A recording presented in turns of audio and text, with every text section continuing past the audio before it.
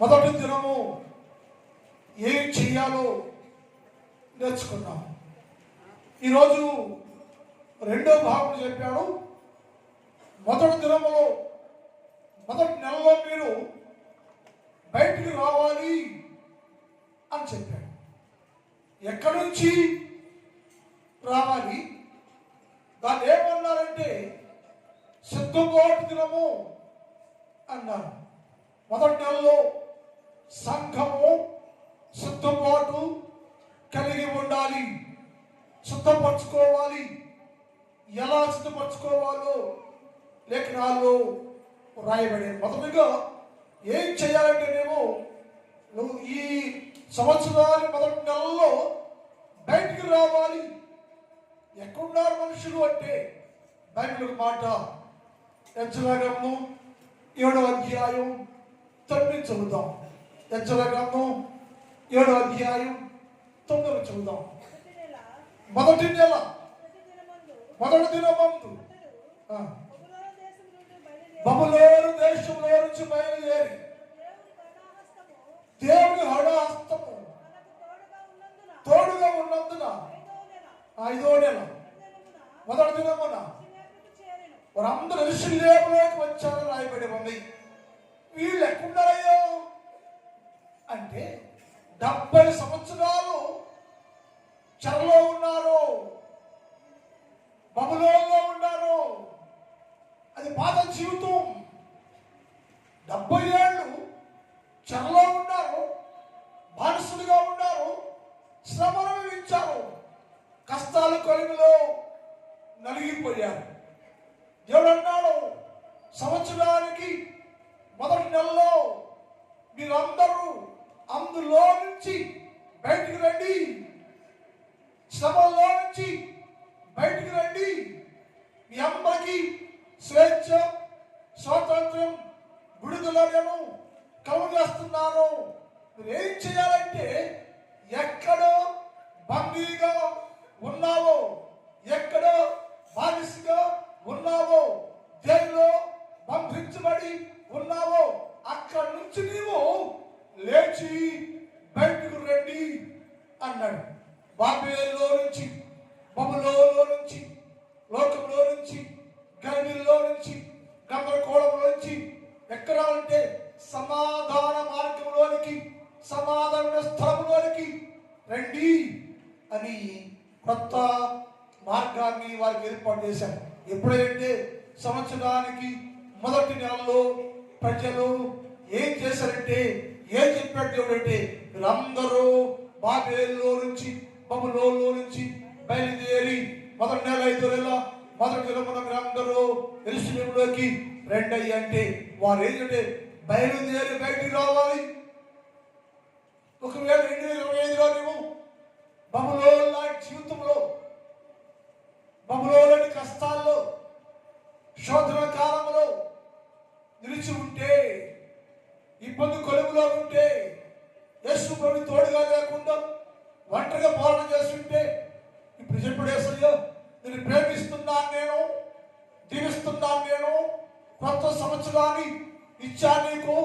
ఈ సంవత్సరం నీకు అంత ఆశీర్వాదమే, దీవినే నీకోసం ఇచ్చాను నేను.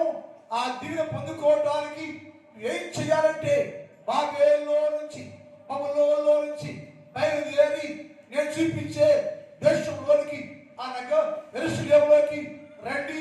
యెరూషలేములోకి వస్తే సమాధానం, శాంతం, నెమ్మది, ప్రేమ, ఐక్యత కలిగి అన్ని సమయాల్లో వర్ధిల్లే వారుగా ఉంటారు. మీరు ఏం చేయాలంటే అక్కడి నుంచి లేచి బయటికి రావాలి. అక్కడే ఉంటావయ్యా, ఆ గుణాల్లోనే ఉంటావయ్యా, ఆ స్వభావంలో ఉంటావయ్యా, పాత జీవితంలో ఉంటావయ్యా అంటే ఆశీర్వాదాలు మనకి రావు. రాత్రి మనం ధ్యానం చేశాం.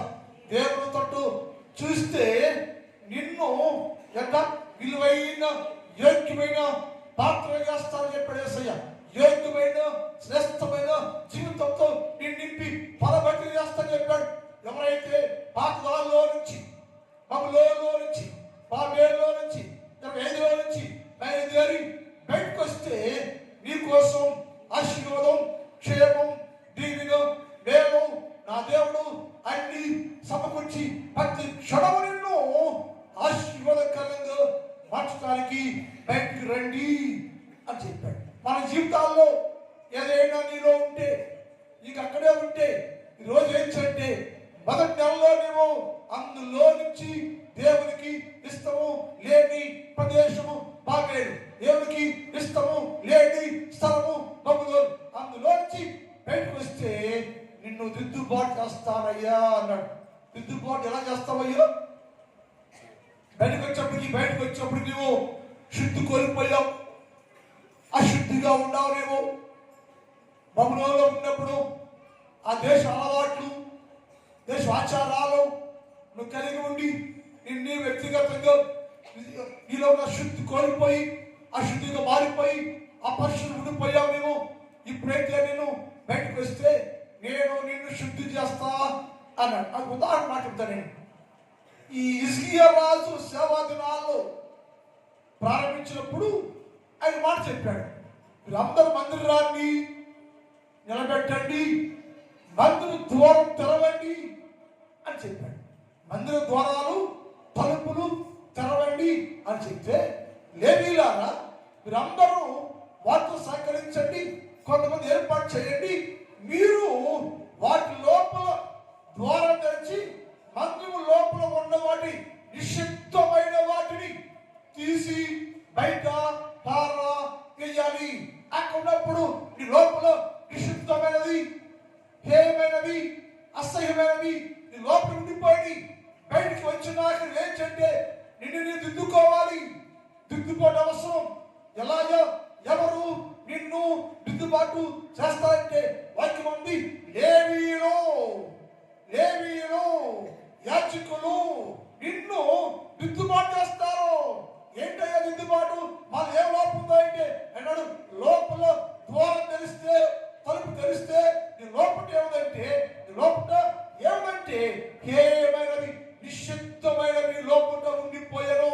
అక్కడ బాబేలులో 5 సంవత్సరంలో ఉదయం అంతా హేయమైనవి, నిషిద్ధమైనవి, యేసు క్రీస్తు ప్రభువు వారికి ఇష్టము లేని గుణాలు జీవితము నీవు కలిగి ఉంటే ఇప్పుడు వాటిని నీలో నుంచి తీసి బయట పార వేయాలి. నిషిద్ధమైనవి తీసేయాలి.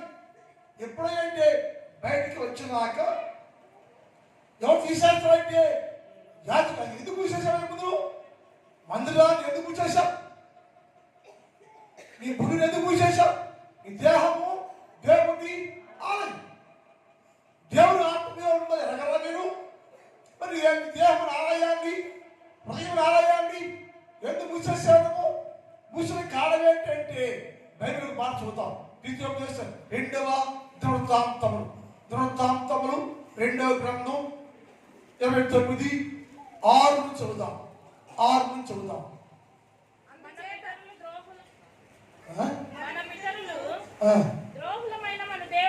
వాళ్ళందరూ బయటకు వచ్చేసినాకంటున్నారు వాళ్ళు. అయ్యో మన అందరూ ఏమైపోయామంటే ద్రోహం అయిపోయామయ్యో. ద్రోహం అయిపోయి మనము మన పితరులు ద్రోహులుగా మారిపోయి దేవుని చిత్తాన్ని లోపడకుండా, దేవుని వాక్యం లోపడకుండా, దేవుని ఆజ్ఞలు పాటించకుండా వ్యతిరేకం ఉండి అందరం ద్రోహం అయిపోయామయ్యా. యెహోవా దృష్టికి అందరము దేవుడిని యెహోవా దృష్టికి చెడు నడత నడిచి ఆయన విసర్జించేసి ఆయన నివాసానికి దేవుని మందిరానికి ఏమంట పెడమోకం అంటే ఇష్టం ఉండి ఇష్టం లేక. దేవుని మందిరం ఇష్టం లేదా? దేవుడి మందిరం విషయంలో పెడమోకం ఎందుకు పెట్టుకుంటాను? మందిరంలో క్షేమం ఉంది, మందిరం దీవులు ఉంది, మందిరం ఆశీర్వాదం ఉంది.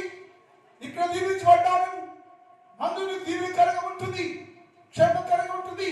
ఆ మందిర విషయంలో మందిరాన్ని మనుషులు ఎందుకు పెడమోకం పెట్టుకుంటున్నా అన్నారయ్యా. ఎందుకయ్యా శ్రమ వచ్చిందయ్యా? బబులోనికి ఎందుకు వెళ్ళామయ్యా మేము? ఈ కష్టాలు, శోధనలు, బాధలు ఎందుకు మాకు 2025లో వచ్చాయంటే అందరూ ద్రోహం అయిపోయామయ్యా. యెహోవాను విసర్జించామయ్యా. దేవుడి మాట వినలేమయ్యా. వినకపోక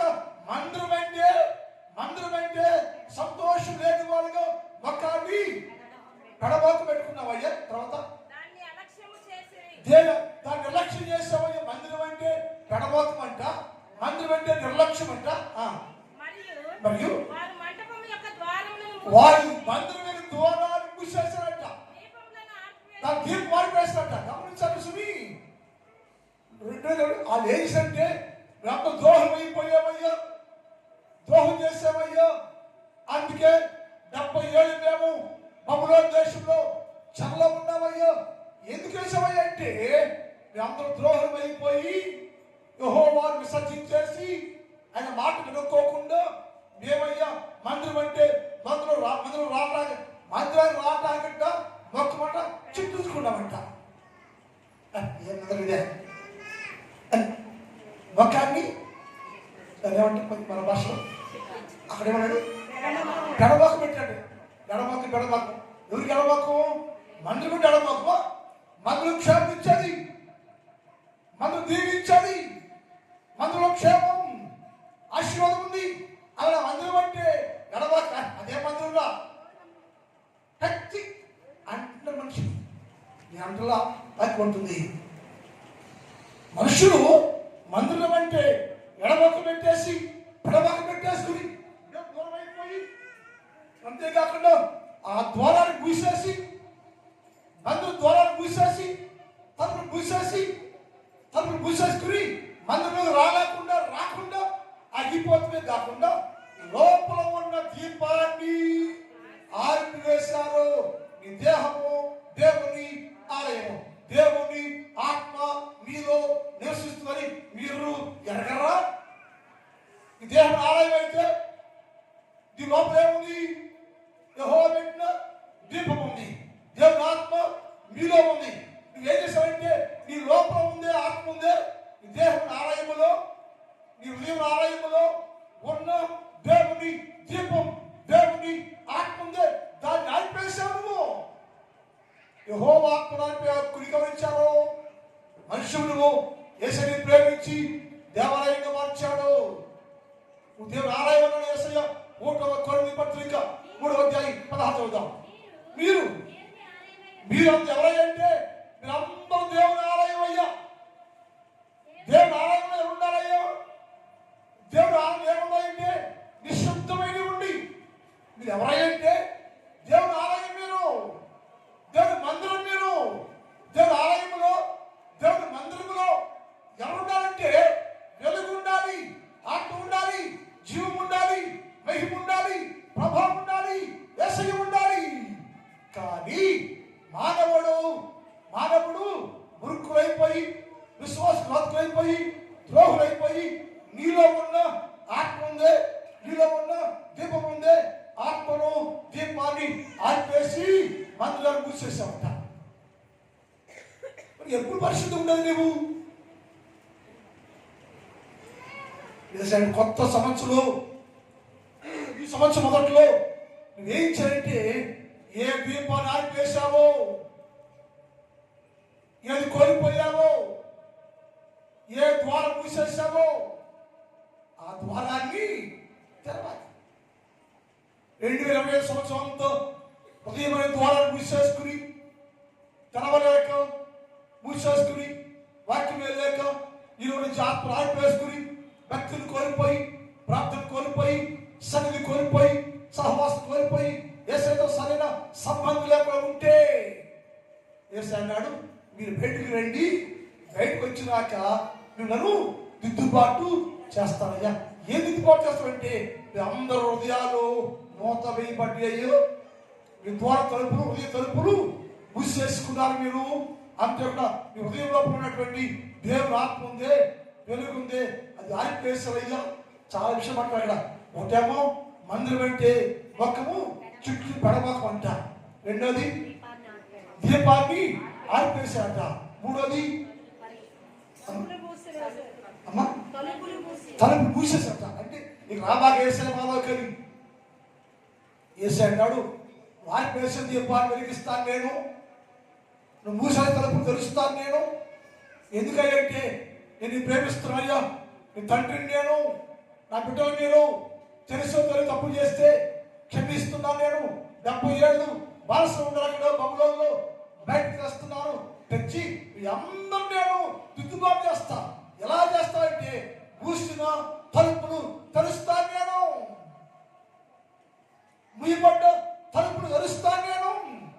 తెరిచి ఆరిపోయిన దీపం ఉందే, వెలుగులో లేకుండా, వాక్యమే లేకుండా, ప్రార్థన లేకుండా, భక్తి లేకుండా నీ జీవితం ఆరిపోయిందే, ఆ దాన్ని మరలా నేను వెలిగించి, ఆరిపోయిన దీపాన్ని వెలిగించి నిన్ను ప్రయోజనకరమైన పాత్రగా, వెలిగే దీపంగా, వెలిగే సంఘంగా, వెలిగే వ్యక్తిగా నేను చేస్తాను నిన్ను.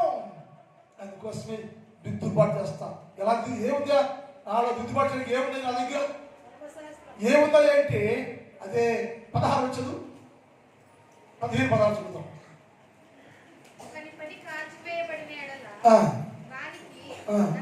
ఇక్కడ 2 దినవృత్తాంతాలు మరియు 2 దినవృత్తాంతాలు 29, 15, 16. నీ సహోదరులు సమకూర్చి తప్పు ఎక్కడైతే పడిపోయావో వాళ్ళందరూ సమకూర్చు. నీ సహోదరులు సమకూర్చుకొని తమ్మును ప్రతిష్ఠ చేసుకొని యెహోవా మాటను బట్టి, రాజు ఇచ్చిన ఆజ్ఞ చొప్పున యెహోవా మందిరమును పవిత్రం చేయండి. అపవిత్రం అయిపోయింది. 2025లో నీ మందిరము అనే నీవు, ఉదయం అనే మందిరం నీవంతా పూర్తిగా అపవిత్రం అయిపోయావు. శుద్ధిని కోల్పోయావు. నువ్వు అశుద్ధిగా ఉన్నావు. నువ్వు ఇప్పుడు ఏం చేయాలంటే బయటకు వచ్చినాక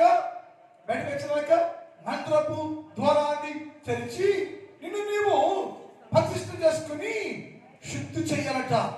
శుద్ధి అంటే శుద్ధి ఏంటంటే ఏమో ఎట్లా శుద్ధి అవుతుంది? కిందమ్మా యాజకులు ఎక్కడ వాళ్ళు యాజకులు ఎవరు చెప్పి ఎవరు పోతారు? నిన్ను యాజకులు బాగు చేయాలంటే నేను యాజకుడి. నేనేం చేయాలి? ఇప్పుడు నిన్ను బాగు చేయాలి. బాగు చేయండి ఏం చేయాలా? నా ముందుకి రావాలి. నా మాట వినాలము, వాక్యం వినాలము, వేసబడి వినాలము. వింటే నేను మాత్రమే బాగు చేయగలను. నేను మాట్లాడితే ప్రధానంగా చేసుకోమైతే పక్షంగా మేము వస్తే అదేంటే చనిపోయిన హృదయాన్ని, ఏమేమి హృదయాన్ని, గోత్రమైన జీవితాన్ని ఎవరు బాగు చేస్తారంటే యాజకులు. యెహోవా మందిరపు లోపల భాగంలో ఉన్న యెహోవా మందిరములు నాకు లోపల నేను చూస్తా అంట. నేను చూస్తే నీలో ఏం కనపడింది? ఏం కనపడిందంట? నిషిద్ధ వస్తువులు అంటే ఎవరికి కనపడ్డాయి? నాకు కనపడి కనపడవు. ఎందుకని యాజకుని కనుక, నీకోసం పోరాడేవాడు కనుక, నీకోసం ప్రార్థించేవాడు కాబట్టి, దివారాత్రుల నీ గురించి ఆలోచించేవాడు కాబట్టి, నీ దీవించేవాడు కాబట్టి, నీ బోధించేవాడు కాబట్టి నాకేం కనపడతాయంటే నీలో ఉన్న లోపాలు నాకు కనపడతాయి, నీలో ఉన్న పాపాలు నాకు కనపడతాయి అన్నమాట. యాజకులు లోనికి వెళ్ళి లోపల ఉన్న వాటిని చూస్తే యాజకుడు అంట హృదయంలోకి వెళ్ళిపోవాలంట. హృదయంలోకి వెళ్ళిపోతే హృదయం ఏముందయ్యా? హృదయం ఆలయం ఏముందంటే ద్వేషం, కక్ష, కనపడు, హేయమేమి అన్ని నిషిద్ధమైన వస్తువులన్నీ లోపలి పడి వాటిని చూసి లేవీడు ఏంటి? తనకు నాకే కనపడ్డాయో నిషిద్ధ వస్తువులన్నిటినీ యెహోవా మందిరము ఆవరణలో నుంచి తీసి బయట పారవేయాలి. ఎవరయ్యా? నేను. మరి ఏం చెప్తున్నా? అది ఇదన్నయ్యా తీసేస్తాను వాళ్ళ పాపాలు అట్లా పెట్టుకుంటాం మేము అంటున్నావు. నువ్వు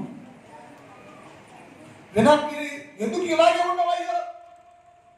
25 అలాగే ఉన్నావు, 4 ఎట్టాగే ఉన్నావు, జీవితం అలాగే ఉండిపోయింది. కాదంటే యాజకుని మాటకు లోబడి యాజకుడు హెచ్చరిస్తుంటే, గర్దిస్తుంటే, దిద్దుబాటు చేస్తుంటే దిద్దుబాటు చేసుకుని నీ జీవితాన్ని మార్చుకునేవారుగా లేకపోయినందువల్ల నాకేదా నా పాపం ఉందా అని నీ ఉంటున్నందువల్ల యేసు అన్నాడు, ఇప్పుడైనా 2026వ సంవత్సరం మొదటి నెలలో నీవు బయటకు వచ్చి నీలో ఉన్న నిషిద్ధ వస్తువులు తీసి బయట పార వేసి నిన్ను నీవు శుద్ధులుగా చేసుకుంటే ఈ సంవత్సర కాలం అంతా నీ జీవితము ఆశీర్వాదకరంగా ఉండును గాక. అదే సరి కోరిక. యేసయ్య మీరు అందరూ ఈ సంవత్సరంలో వర్ధిల్లాలని నా కోరిక, దీవుని పొందాలన్న కోరిక, క్షేమం ఉండాలన్న కోరిక. అయితే మీరేంటంటే మొదటగా లోకంలో నుంచి బయటికి రావాలి, దిద్దుబాటు చేసుకోవాలి, దిద్దుకోవాలి, ఆరిపోయిన జీవితాలు ఎత్తుకోవాలి. వాక్యం లేకుండా, ప్రార్థన లేకుండా ఆరిపోయి ఉంటే సరి చేసుకోవాలి, బాగు చేసుకోవాలి. నీ జీవితంలో ఈ లోపల ఏది నిషిద్ధమైన వస్తువు ఉందో వాటిని గ్రహించి యాజకులు హెచ్చరిస్తూ ఉంటే, గర్జిస్తూ ఉంటే సరి చేసుకుని తీసి బయట పారవేసి నిన్ను నీవు పరిశుద్ధంగా ఉంచుకుంటే నా దేవుని శ్రేష్టమైన ప్రతి ఆశీర్వాదము నీవు పొందుకుందువుగాక. అయిపోయింది. మిగిలిన భాగాన్ని వచ్చి మనం ధ్యానం చేద్దాం.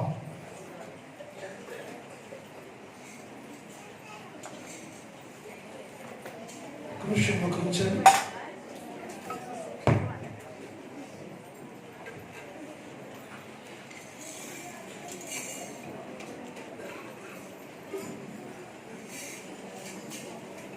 ఒక్క నిమిషం మోకరించండి అక్క, తల్లి మోకరించండి.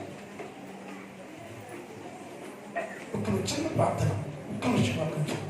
మొదటి ఆదివారం ప్రభువా నాలో ఏదైనా నిషిద్ధమైనది, హేయమైనది, మీకు ఇష్టం లేనిది ఇంతవరకు నా జీవితంలో ఉంటే సరి చేయ్యా, బాగు చేయ్యా, శుద్ధి చేయ్యా, పరిశుద్ధం చేయ్యా, పవిత్రం చేయ్యా, నా జీవితాన్ని మార్చయ్యా, స్థిరపరచయ్యా అని ఒక్క నిమిషం ప్రార్థన చేసుకోండి. యేసయ్యా ఇంత 2025లో ప్రభా నా హృదయం ద్వారా మూసేశాను, నా ఆత్మ వేశాను, ప్రార్థన శక్తి పోయింది, విశ్వాసం పోయింది, భక్తి పోయింది, నేను మారిపోయిందయ్యా. ఇప్పుడు గ్రహించాను, నా జీవితంలోకి కొత్త వెలుగుతో నింపయ్యా, నా జీవితాన్ని మార్చయ్యా. ఈ సంవత్సర కాలం అంతా నేనయ్యా ఈ నామములో ప్రకాశిస్తూ ఫలిస్తూ గొప్పవారిగా ఉన్నట్టుగా నాలో ఉన్న హేయమైనవి, నిషిద్ధమైనవి తీసివేయి, తీసివేయి, తీసివేయి, పరిశుద్ధంగా మార్చయ్యా. ఈ సంవత్సరం అంతా నా జీవితము క్షేమకరంగా ఉండాలేసయ్యా. ఈ సంవత్సరం నా కుటుంబము వర్ధిల్లాలేసయ్యా అని ప్రార్థన చేసుకోండి. చిన్న ప్రార్థన చేసుకోండి, ప్రార్థన చేసుకోండి, ప్రార్థన చేసుకోండి, ప్రార్థన ప్రార్థన చేసుకోండి, ప్రార్థన చేసుకోండి, చిన్న ప్రార్థన చేసుకోండి. అందరూ ప్రార్థనలో ఉండండి.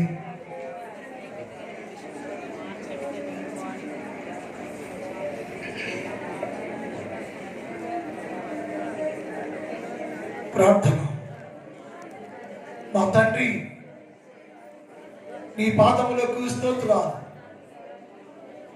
నూతన సంవత్సరంలో మొదటి వారములో మీరు మాతో మాట్లాడారు. మీరు బయటికి రండి, ద్వారం తెరవండి, ఆరిపోయిన దీపం వెలిగించండి, శుద్ధి చేసుకోండి, నిషిద్ధమైన వస్తువులు బయట పారవేయండి. అప్పుడు మీరు ఫలభక్తిగా ఉంటారు, దీవెనకరంగా ఉంటారు, హెచ్చించబడతారు, సకలమైన దీవెనలు వస్తాయి అని చెప్పిన దేవా, అది గ్రహించుకొని ఇప్పుడే ప్రభువా మాకు ఏదైనా నిషిద్ధమైనవి ఉంటే ఇప్పుడు తొలగించి శుద్ధి చేసి పవిత్రులుగా పరిశుద్ధులుగా మార్చండి, సహాయం చేయండి. ఈ స్థలంలో మోకరించిన ప్రతి బిడ్డలను దీవించండి, ఆశీర్వదించండి. చిన్నవారు, పెద్దవారు, స్త్రీలు, పురుషులు, యవనస్తులు, వృద్ధులు అనేక మంది ఈ స్థలంలో ఉన్నారు తండ్రి. ప్రతి ఒక్కరిని దీవించయ్యో, ఆశీర్వదించయ్యో. అందరికీ కృపాక్షేమాలతో నింపండి. ప్రతి కుటుంబాలయ్యో ఈ సంవత్సర కాలం అంతా దీవెనకరంగా, మేలుకరంగా, క్షేమకరంగా, ఆశీర్వాదాలతోటి, దీవులతోటి ప్రతి కుటుంబము అన్ని విషయాల్లో బహుగా వర్ధిల్లాలి తండ్రి. మీ కార్యం చేయండి, దీవించండి. నా సంఘాన్ని దర్శించండి. నా సంఘంలో ఉన్న ప్రతి కుటుంబం క్షేమాభివృద్ధిలో అన్ని విషయాల్లో వర్ధిల్లాలి తండ్రి. సహాయం చేయి. ఏ కుటుంబానికి ఎలాంటి నష్టం లేకుండా మీరే తల్లిగా ఉండి అన్ని విషయాల్లో అభివృద్ధి చేయమని యేసు వారి పరిశుద్ధ నామములో ప్రార్థిస్తున్నాం తండ్రి. ఆమేన్. అందుకే ఆశీర్వాదము మా మీద వర్షింప చేయు మీసా, ఆశతో అన్నియున్నాను ఈ సత్య వాగ్దానము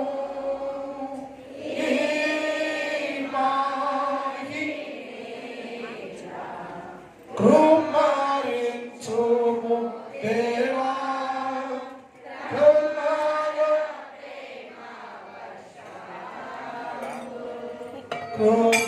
కృమారించుము. తండ్రి దేవుని ప్రేమ, కుమారుడు యేసుక్రీస్తు వారి కృప, పరిశుద్ధాత్మ దేవుని కనిని సహవాసం ఇప్పుడు ఎప్పుడు ఎల్లప్పుడూ సదాకాలము మనందరి తోడై ఉండును గాక.